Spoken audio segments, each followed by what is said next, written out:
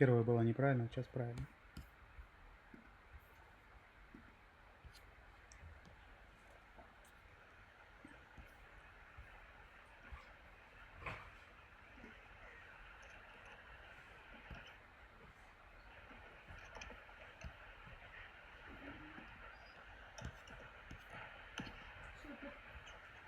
Первое было неправильно, сейчас правильно.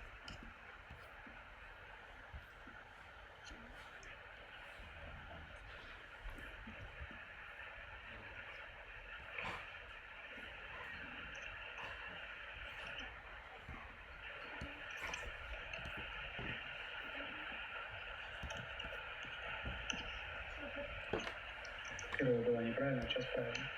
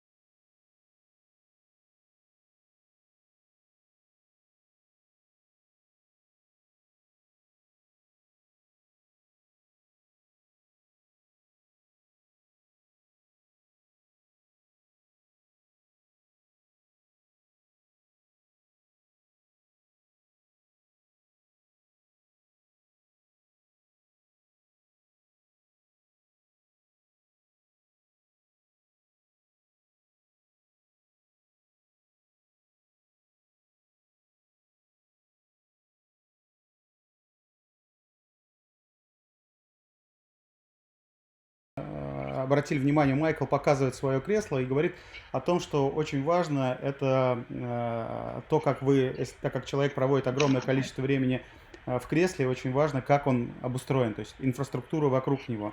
И в конкретном случае, то есть обязательно поддержка у игрока это спины, шеи, чтобы не развивался какой-то там сколиоз. На самом деле, как бы у меня этот вопрос тоже связан с личным, да, то есть и когда я увидел, что мой ребенок огромное количество времени проводит, занимаясь киберспортом, то я в первую очередь задумался, а как сделать так, чтобы его тело было здоровое. Вот. И если мы не можем ребенка остановить, оторвать от компьютера, то ни в коем случае нельзя позволять ему там склоняться, так сказать, и портить себе спину. Окей, continue. Okay. And we also have on the ethics and morals, because we think it's very easy to be a bad person online because you're not sitting in front of someone. But for us, it's important that everybody is trying together to create a good environment online. And that's why we think ethics and morals is important when you're doing e-sport online. И очень просто, на самом деле, в рамках игры, там, когда ты человека не видишь, быть грубым и быть каким-то плохим человеком. И очень важно, что в рамках обучения киберспорта они огромное внимание уделяют именно этике и морали. We have one more question, Michael. Just a second. Yes. Yeah, I read it about what is the average timing to come to success in e-sport in medium? It's correct? This is the question. Да, вопрос звучит следующим. Какое среднее время прихождения к успеху в киберспорте игрока? Окей. When you think about if you want to be professional or successful in e-sport, it is very important that you do many things. But first of all, be a nice person, behave kind to all, with respect. Если ты планируешь стать киберспортсменом, в первую очередь тебе самому надо стать хорошим человеком, относиться с уважением к остальным. Michael, make short sentences because I lost your idea. Yes, I will try. And Saga, you have to look. I will talk about harmony. И он говорил о гармонии. This is your interest. This is e-sport in here, in your hands. This is your big interest. Это твой интерес в твоих руках, то есть он показывает, как это выглядит схематически. То есть ты хочешь стать спортсменом, окей? And if your harmony have to balance in life, если ты гармоничен в жизни, you have to control on all other things. Ты должен контролировать все остальные вещи. You have to have a work. You have to have working. You have to have a girlfriend. Relationship is nice. You have to have your friends. You have to take care of your family. All these things. Ты должен, когда ты думаешь о киберспорте, у тебя должно быть в гармонии все сферы твоей жизни, именно, то есть отношения с девушкой, работа, родственники, прочие все отношения. And then you have focus in here 100%. Because if you have something out here is broken, it will not stay up. The harmony will not work for you. Если хоть одна из сфер у вас в жизни будет сломана, вы не сможете сосредоточиться на киберспорте и быть гармоничным.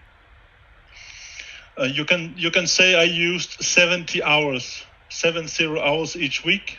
Он 70 часов каждую веку, 70 часов в неделю он играл в компьютер. It is hard work. Это тяжелая работа. And I run every day, every morning. I do exactly the same. I go buy salad, I run, and then I practice all day. You ran in the park? Yes, I ran in the park. То есть он для того, чтобы играть 70 часов в неделю, он каждый день бегал в парке, потом ел салат, только после этого он садился играть. It is to keep your mind clear. Это чтобы держать свой мозг чистым. Okay. I will continue a little, and then we can take next question. But you didn't answer the question. How long time will it take? For example, somebody want to bring his child to kibbersport, and he want this child become a sportsman. How much time you will need to do him the famous sportsman in the world? Yeah. Я спросил, как много времени нужно создать. Еще раз переспросил этот вопрос. It is very different when it can be success. Some people, for example, me, I was first professional when I was 21. Например, если брать меня, for 3 years. Я стал впервые профессионалом в 21 год, я играл 3 года. I had one player, he started when he was 5 years old. Now he's 21, and he first became professional when he was 19, so that's 14 years. И сейчас ребенок начинает играть в 5 лет, и в 19 лет он становится профессионалом. То есть ему занимается, у него на этот период уходит 14 лет. То есть у него ушло у Майкла 3 года перед тем, как он стал профессионалом. Сейчас дети там могут играть и по 14 лет. На самом деле очень разный путь прихождения к успеху. It is hard work, but you have to get lucky also. Это тяжелая работа, но помимо этого вы еще должны быть счастливчиком. And this brings me to next subject. When you have 1,000 people, maybe one will get lucky and get professional. На 1000 человек на самом деле только один может стать профессионалом в среднем. So for me and for my company, it is important that we focus on the skills for adult life. И поэтому для него и для его компании киберспорт это как бы основа, база для взрослой жизни. Это третий пункт его ценностей компании. From eSport, there are so many skills that you can learn on communication, on cooperation, on economics, on mathematics and roles on the work life and so on. Огромное количество компетенций вы можете вынести, ребенок может вынести из киберспорта во взрослую жизнь. Кооперация, математика, финансы, коммуникация и много-много других. Good. Should I answer the next question, Saga? Okay, no problem. Which one? He asked, what are the 5 most important things to create a new team? Какие, тогда я переведу, let me translate. Какие 5 самых важных шагов, чтобы создать новую команду? When you have a team, it is important that they have each role. You have, for example, you have five players. Очень важно, когда у вас команды, you can translate. Вы должны распределить внутри команды их роли обязательно. For my team, it was important that if we make a mistake, we talk to each other with respect, and the next day we could work on. И для моей команды было важно, что если мы допускаем какую-то ошибку, очень важно друг с другом поговорить с уважением, чтобы на следующий день продолжить заново работу. And they have to have the patience with each other. We worked for 3 years before we became professionals, and we was in division number 3. And we went to the top league and won the championship with hard work. Ну и, конечно, там они должны обладать страстью, потому что в течение некоторого времени они играли, они стали командой номер 3, и очень тяжелая работа для них это была. So to continue this question, people are different, and of course everyone in your team are different. So there could be conflict between you. For example, you did something wrong, and everybody tell Yes. you that you do something wrong. What do we have to do in this situation? Do you do do you do you, Well, we talked about. do you have to fire somebody from the team? We did not fire anyone from our team. We did one time because he did not come to training. He did not. When we make an appointment, it's important we are all there. We expect the same from each other, from ourselves. Ну, я спросил о том, было ли у них Do you такое, understand? что они увольняли кого-то из команды. И он говорит, на самом деле за время игры мы уволили только одного человека, потому что он не пришел на тренировку. Я имел в виду, что были ли конфликты, то есть они все конфликты нивелировали. We are on the same level, and we had also like we talk about the chain. You know what it is, Sagai? Chain, yes. Chain. Usually they use Yes. chain on the neck in So- Russia. Gold, Yeah. gold chain. So we had a chain Они saying the chain is они себя позиционировали Sorry. как цепь, которую невозможно разорвать. Окей. the chain is not stronger than its weakest spot. Ну, они были все одинакового уровня, и поэтому как бы они все сильные, если нет слабых звеньев. So if we had a problem, we tried to help each other work this problem. Если у нас были проблемы, мы помогали друг другу решить эти проблемы. So that's basic what you have to do in a team. You have to communicate about everything and not get angry on each other. Just help and respect. Это That's basically принцип it. команды. Вы должны помогать друг другу решать какие-то вопросы. Хочу задать Майклу вопрос по поводу того, вот, как собрать команду, как он видит собрать. Он начинал, наверное, в сложные времена, и как собрать команду здесь, в России, потому что здесь, наверное, не очень развит.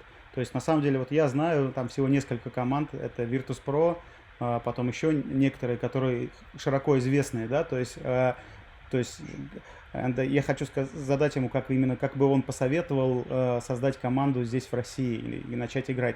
So, Michael, to continue the topic of the team, what do you think? How to organize a team here in Russia? It's not developed here so much, so we had some teams, big teams, for example, Virtus.pro or others, and it's not so popular, and nobody want to support teams in Russia. Nobody believe in this business right now. How do you think for example, if I decide to organize a team, what is for me? It's a game, it's a business, it's a passion. What is it right now here in Russia, and what perspective do you think? I think the future looks very good for esport and also for the Russian teams. But the thing is, you have to get people's accept. You have a change of heart of culture. Конечно, огромная перспектива, и в том числе для русских команд. Но вы должны... What do you mean to change the culture? Well, in Denmark, it's like when I was young, I played computers. Now I'm adult. Now I say to other people, this is okay. Because we had the same as you have for 8-7 years ago, where esport was not accepted in Denmark. If you did esport, you did not say about it. But now people accept it. And I'm thinking about parents, I'm thinking about politicians, I'm thinking about businesses. Okay. It means that right now team have to go against the culture, yes? In Russia, you mean? Yeah, they have to tell people about it, and they also have to show it. That's why no pizza, no cola, no do healthy. Ну, в общем, суть такая, что сегодня помимо того, что нужно собрать команду, нужно еще и бороться с культурой, да, потому что огромное количество людей считает, что играть это нехорошо на уровне, ну, на всех уровнях, начиная от родителей, заканчивая политиками. То есть это воспринимается сегодня киберспорт как трата времени, да, то есть когда вы создаете команду, вы должны быть готовым к тому, чтобы преодолевать вот эти базовые сложности, но тем не менее это огромные перспективы в этом есть. And do you think it's a business or it's a passion only? What do you think? For example, I live in No. I live in a small town in the middle of the Russia, and I want to organize a team. I want to. Do I have any perspective? Do I have some future all over the world? Я переведу. Я спросил, если я живу в маленьком городе, я решил организовать команду, что это такое для команды, это страсть или это бизнес, и какие перспективы у маленькой команды из маленького города есть. То есть у команды из маленького города есть. Окей? I think esport have a future international, and if you live in a small city in Russia, it's no problem. You can create the same. The guy behind Astralis live in a city. It's not far from here. It's 500 people live in this city. He's a nobody, and then because he have a professional view on esport. If you look on the picture in the right side with the fat guy, this is what politicians maybe think about esport. Just second. I will translate and I will tell a little who is Astralis because some people couldn't know it. Okay. Окей. Он говорит о том, что парень, который создал команду Astralis, он вообще жил в Дании, в городке, в котором жил 500 человек, да, то есть, ну, на секундочку, Astralis это сейчас крупнейшая команда в Дании, в нее проинвестировали сейчас порядка 70 миллионов евро, и она наиболее популярна в области киберспорта. Окей? Okay. And the thing is, if you see on the picture this guy with a lot of cans around him and he's smoking, he's not being healthy. This is И вы видите, как бы на картинке, то есть это вот как представляет в основном киберигроков, то есть это вот парень на правой картинке, да, то есть который обложен различными банками, с сигаретами, толстый и так далее. Это, к сожалению, стереотип, который вот в том числе, наверное, присутствует в России сегодня. When you look on Astralis, I will open a picture here for it. Can you see now? 2 seconds. Can you see my screen? Yes. Если вы посмотрите на команду Astralis, он вам показывает. These guys are fit. Они подтянутые. Профессионалы.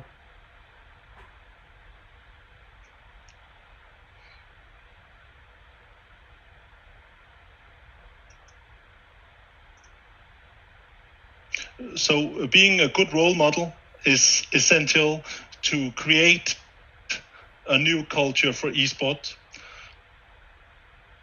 Он говорит о том, что очень хорошая возможность сейчас создавать новую культуру спорта. На самом деле, как бы у нас огромный потенциал у страны, потому что нету системы, ее можно создавать. You have to tell a good story, have a good profile about your team in order to get accept from sponsors, from parents and from politicians.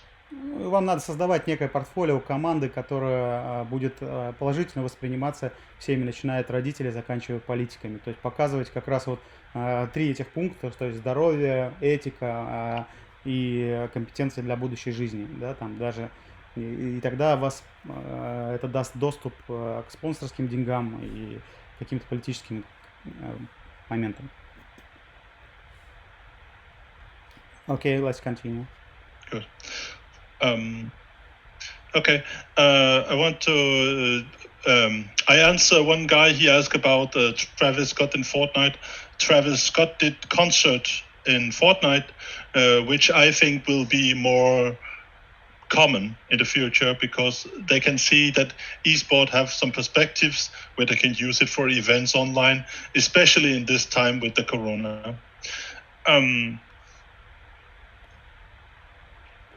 Okay, one more time. I lost you. It's okay. It's okay, Saga. Travis Scott, he did concert in Fortnite, the game. Трэвис Скотт делал концерт в Fortnite. Ага. And I say to the guy, he asked me about it. I say there will be more events of this because it's a huge success.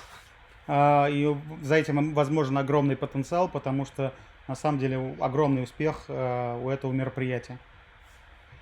And e-sport is a platform to reach young people. И самое главное, что e-спорт это платформа, чтобы достичь молодых ребят. For example, Michael, what I know in Russia there is a problem you told about very interesting thing. In Russia it's difficult to get to use and to find and to make them to interest in something. For example, maybe only 5% of Russian young guys take part in some events anywhere, but all other people are sitting at home and living their own life. You think, and I think it's really a good opportunity through the game to talk with this auditory. Я сказал о том, что 95% как бы ребята, они не посещают каких-то мероприятий, которые делают в том числе и молодежная какая-то политика, и еще что-то, да, то есть и игра, на самом деле, это фантастическая возможность, чтобы достичь этой аудитории, в том числе в рамках продвижения каких-то своих идей, бизнесов и так далее, да, то есть через киберспорт. Окей.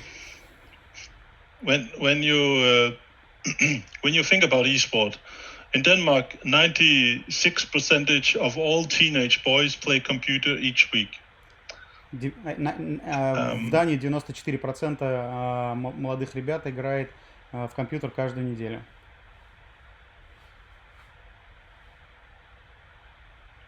And if you can gather these people in one big community being together online, если вы можете собрать этих ребят, then it will have a very big influence. Всех ребят в одно большое комьюнити онлайн, то у вас появляются огромные возможности для развития, в том числе бизнесов и так далее.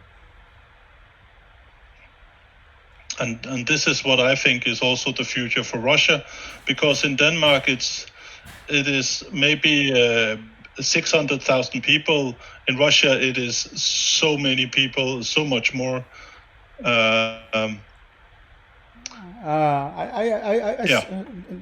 И это огромное будущее для России, потому что в Дании 600 тысяч человек играет в компьютер, да, то есть в России значительно больше. Но я видел статистику, что Восточная Европа и Россия это 130 миллионов геймеров, вот, то есть разделилось между Восточной Европой и Россией. То есть если считать, что там, мы хотя бы треть занимаем или хотя бы там 1/4, то посчитайте, какое количество игроков у нас ежедневно как бы пользуются играми. Окей. Okay. They can start with participating in your competition, your event, Sakai. Окей. Ну да, вы можете их приглашать там для различных целей на ваши мероприятия. Окей. And what esport also can do is, as you see in the picture in the bottom, is handicap tournaments in Japan. Mm-hmm. All people can participate, no matter if they have some problems in life. И в чем еще уникальность киберспорта? В том, что люди с ограниченными возможностями, неважно какого уровня там, они могут принимать участие в киберспорте. На самом деле, окей. in my event in Aarhus, we have 600 participants. One of them, he win is about 2,000 euros, and he was sitting in a wheelchair. У него в его мероприятии принимало 600 человек, и один из ребят, который выиграл 2000 евро в рамках его мероприятия, он был в инвалидном кресле. And the last picture I can explain, it's one of the clubs in Denmark where you see people, they live near each other, but they meet and play computer together to be social. И вот картинка, которая слева, она показывает ребят, они живут рядом друг с другом, но они приходят в клуб поиграть все вместе для того, чтобы быть более социализированными. Just second, Michael. And I can But you told okay. me, you told me earlier that it's good for people with autism, yes? Yes, it's very good for people with autism. My son have autism, for example. Это очень хорошо для ребят, у которых аутизм. То есть вот киберспорт крайне хорошо для ребят. Вот Майкл говорит, что его сын тоже у него аутизм. For him, it is he have very difficult in being social with other young people, but online in computers he can be social, and now he's more he meet other people, and he can also be a hero online where he have a difficult daily life. И его сын очень плохо был в коммуникациях с другими, и через игру, где он там себя может проявить как угодно, быть героем, он начал общаться и в том числе встречаться с ребятами офлайн. То есть это очень хорошо, киберспорт, именно с точки зрения профилактики таких вот заболеваний, как аутизм и так далее. То есть в игре любой ребенок может быть героем, и через это развивать именно коммуникации. Окей? Okay. This is a part of our magazine with this guy I show. Это страничка из его журнала, парень, которого он показывает.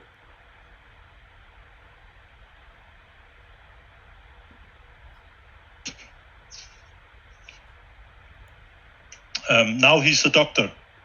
Это его парень, который играл с ним вместе в команде, и сегодня он является доктором. Yes. And he say he learned skills from esport about being focused on details, about having many balls, multitasking, and he also strategically plan his day because he's very busy. Огромное количество компетенций, которые он использует сегодня во взрослой жизни, он почерпнул из киберспорта. Это быть внимательным к деталям, уметь четко планировать время, рассчитывать ресурсы.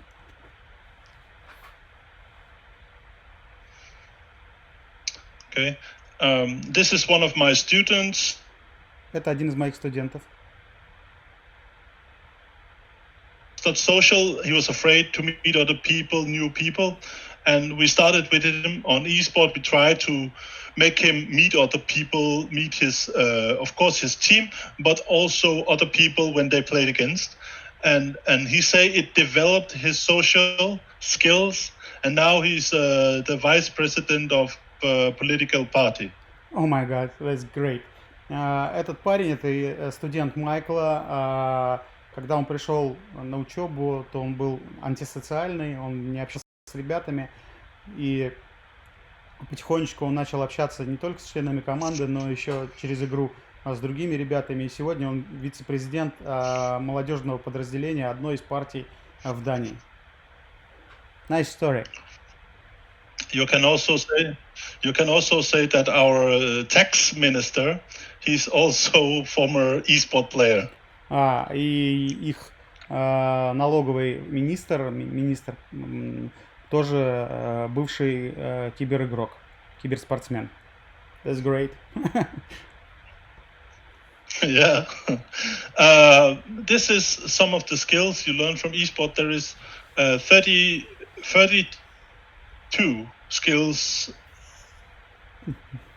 in all that we have learned that you can learn from esport. You can translate them. Вот некоторые компетенции, которые можно развивать в рамках киберспорта. But Michael, I trying to imagine some of our Russian politics playing kibbersport, and I can't do it. I can't imagine that somebody of our government is sitting and playing computer games. So it's so amazing. Я сказал, что очень с трудом могу представить кого-то из наших политиков, которые тоже сидели и играли в компьютерные игры. Окей. You can say he's very young also. И он молодой, кстати, тоже налоговый министр. Вот некоторые компетенции, которые можно развивать через киберспорт. Это расчет ресурсов, управление временем, аналитика проблем, язык. Опять-таки, многие дети учат язык через киберспорт. И вот в том числе мой сын, например, он начал разговаривать на английском, потому что он общался со своими тиммейтами в режиме онлайн. Кооперация, коммуникация и так далее. I want to say, now we talked about politics, Stagai. I want to say that this is also something they have to think about, you and all the others who play esport, is that so many people that play esport, if they have a politician that help them, that accept them, he will get votes. And this is also what they think. So politician that can see, okay, we maybe have computers or something like this. Of course, he wants to get the votes from them, so he will help on esport. You understand? Yes, I understood. Майкл сказал о том, что это на самом деле огромный потенциал для политиков. Если у нас появится какой-то политик, который активно начнет поддерживать киберспорт, то он, соответственно, получит огромное количество дополнительных голосов в рамках голосования, те люди, которые будут его поддерживать. То есть, может быть, наше правительство тоже будет использовать это как инструмент. В то же время мы получим развитие киберспорта. На самом деле, я посчитал, то есть, если потенциал, сколько можно создать у нас профессиональных команд, если учитывать, что 1 из 10 тысяч ребят будет играть. Порядка 150 команд в России можно создать профессиональных. Вот, то есть, это огромное количество возможностей. Окей, Майкл. I can show the video if you want. The one we see before. Да, мы посмотрим сейчас видео, как раз которое покажет применение компетенции, которое получается в рамках игры. Окей, Майкл. It is example of what you from esport. Gaming IQ is the ability to see what your competition do before they do it, so you react to it. Just a second, I had bad connection. Okay, I'm right now I'm here. Okay, он сейчас покажет как раз некий пример, когда вы должны думать, как киберспорт показывает, как мы должны думать за наших конкурентов. То есть на самом деле это пример применим как в будущем и в бизнесе. Те компетенции, которые здесь развиваются. I have to think very fast. I have to do it before him. It's the same like chess. I have to do it 3 or more steps in front of him. То есть здесь как шахматы. Здесь надо 3-4 шага вперед быть своего конкурента, своего противника. Он должен думать наперед. Okay, I will share screen now.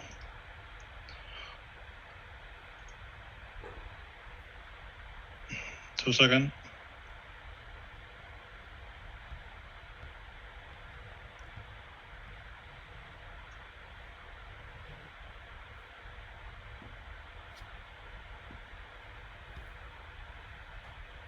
see the video? Sagai? Yes, okay.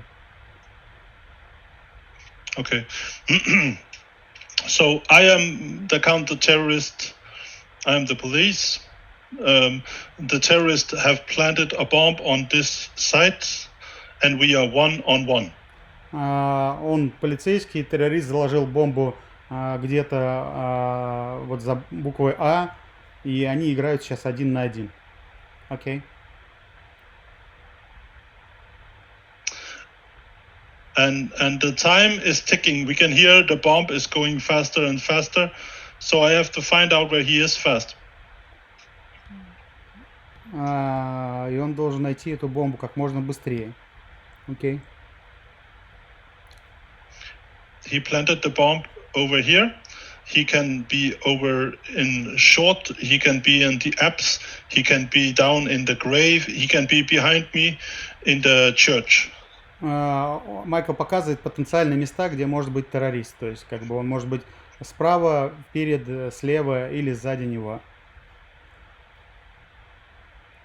And I have to find out where he is. So I have to think what he will do. And I try to get the advantage where I have to lure him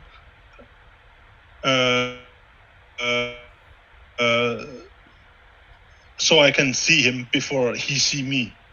И я должен продумать ситуацию, чтобы быть на несколько шагов впереди него, то есть как бы предположить, просчитать за него стратегию, которую он выбрал. То есть когда Майкл подойдет к бомбе, террорист должен услышать, он услышит его шаги и выбежит, чтобы его застрелить. Окей?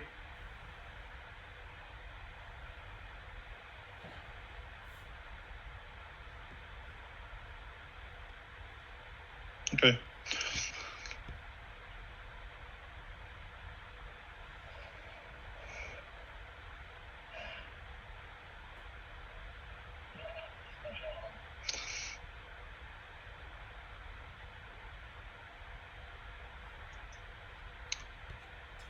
So the thing I do here, and I make the noise, he react on it, and I can react on him. It's the same if you see SWAT team coming in the door, they have to use something to get the advantage. Майкл, окей. So, итак, он должен подойти туда, сделать шум.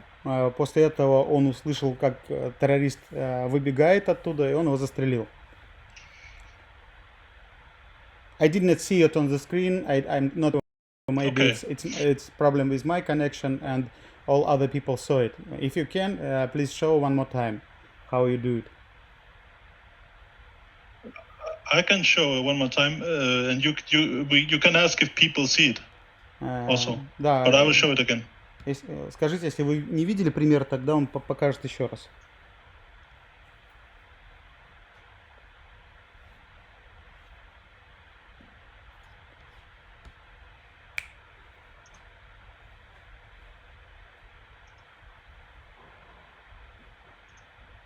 Oh, now it's okay.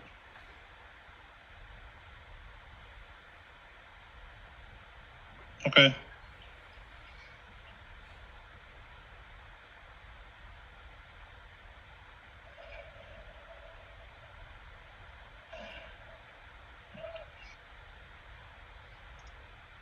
Он подходит, делает шум, раздается взрыв, террорист выбегает, и он его застреливает. Окей. Ты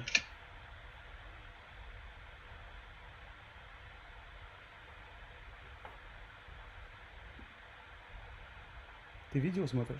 Нет? Совсем интернет ужасный. It was okay? Okay.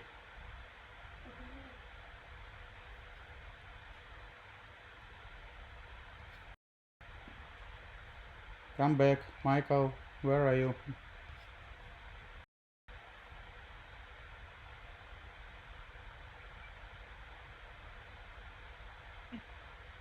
Okay. Give me Sagai.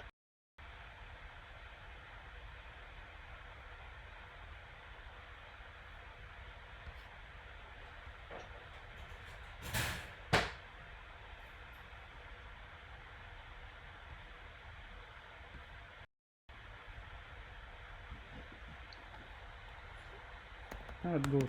Can you hear me, Sagai? Yes, right now I'm here. Come back.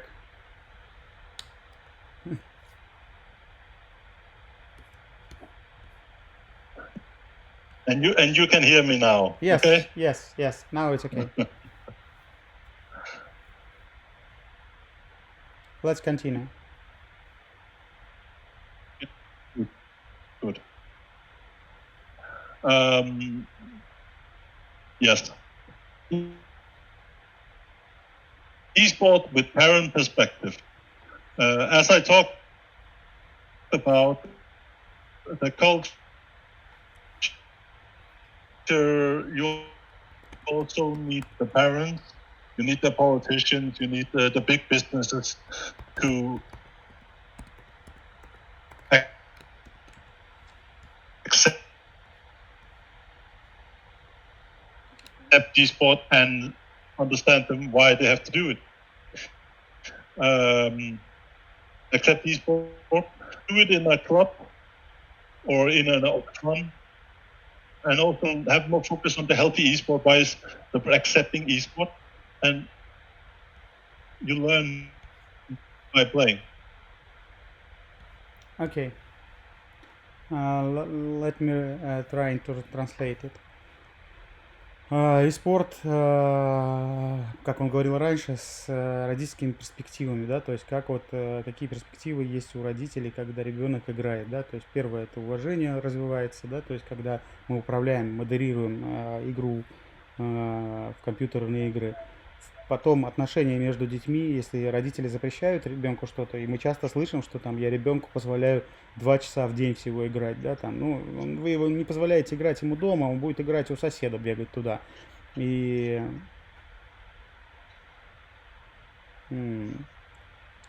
то есть потом социальная жизнь, если правильно как бы ребенка вот через спорт, если делать компьютерные клубы, если делать вместе их собирать, как бы, то это у них развивается, они выходят из своего домика, то есть начинают общаться. И на самом деле вы не знаете ничего про жизнь вашего ребенка, потому что вы думаете, что он сидит один за компьютером и ни с кем не общается, он общается, только он общается в онлайне, он постоянно живет, у него там свое сообщество, свои друзья, он там делится секретами, он там планирует какие-то вещи.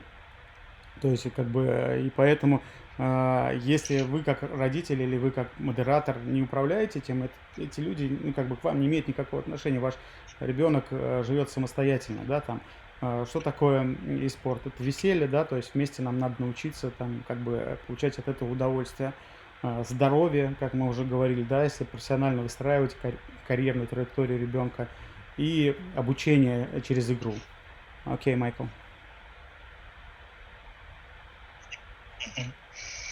And when we look on the politician in Denmark, when we look on Astralis, when they start on esport, they have accept from politician, they have accept from one big businessman and famous man, and when he joined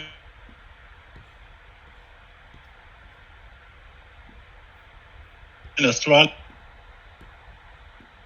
accepting it, I am sure when the big money and the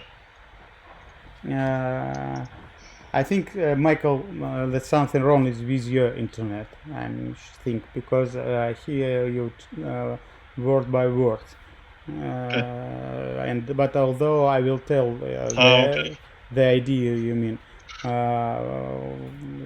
Ну, на самом деле в Дании очень большое внимание политике уделяют и учителя, и